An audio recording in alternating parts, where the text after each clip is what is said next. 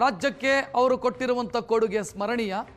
ಇಬ್ಬರು ನಾಯಕರು ಕೂಡ ದೇವೇಗೌಡ ಮತ್ತು BS ಯಡಿಯೂರಪ್ಪ ಅವರು ಕೊಟ್ಟಿರುವಂಥ ಕೊಡುಗೆಯನ್ನು ಪರಿಗಣಿಸಿ ಅವರನ್ನು ಭೇಟಿಯಾಗಬೇಕಾಗಿರೋದು ಅದು ಸತ್ಸಂಪ್ರದಾಯ ಅಂತ.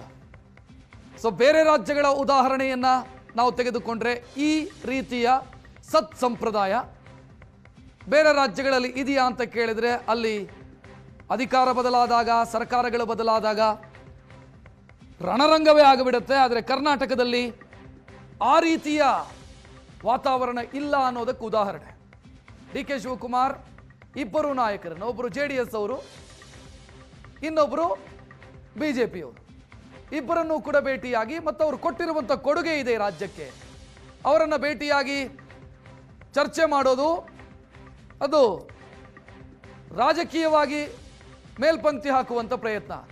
ಸೊ ಅದು DK ಶಿವಕುಮಾರ್ ಅದನ್ನು ಮಾಡ್ತಿದ್ದಾರೆ. ಇವತ್ತು ರಾಜ್ಯವನ್ನು ಆಳಿದ ಒಟ್ಟು ಮೂವರು ಮಾಜಿ ಮುಖ್ಯಮಂತ್ರಿಗಳನ್ನು ಭೇಟಿಯಾಗಿರೋದು. ಸಿದ್ದರಾಮಯ್ಯ ಅವರನ್ನು ಭೇಟಿಯಾದರು, BS ಯಡಿಯೂರಪ್ಪ ಅವರನ್ನು ಭೇಟಿಯಾದರು. ದೇವೇಗೌಡರು ವಯೋಸಹಜ ಆರೋಗ್ಯ ಸಮಸ್ಯೆಗೆ ಚಿಕಿತ್ಸೆಗೆ ಅಂತ ಹೋಗ್ತಿದ್ರಂತೆ.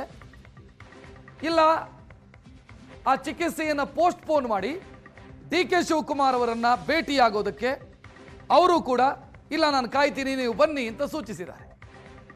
ಈಗ DK ಶಿವಕುಮಾರ್ ದೇವೇಗೌಡರ ಮನೆಗೆ ಹೋಗ್ತಾ ಇದ್ದಾರೆ.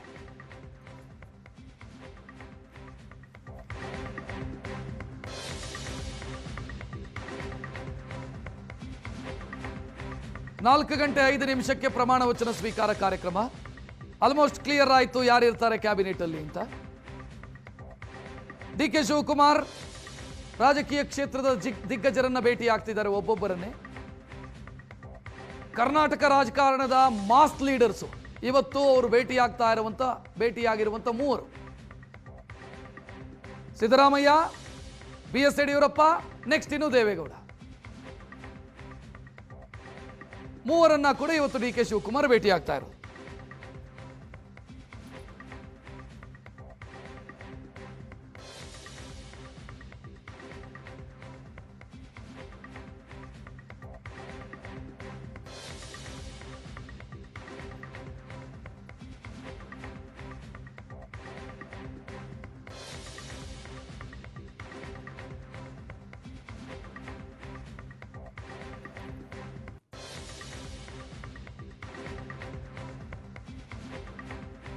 ಕ್ಯಾಬಿನೆಟ್ ಅಲ್ಲಿ ಯಾರು ಇರ್ತಾರೆ ಅನ್ನೋದನ್ನು ನೋಡ್ತಾ ಇದ್ದೀರಿ ನೀವು.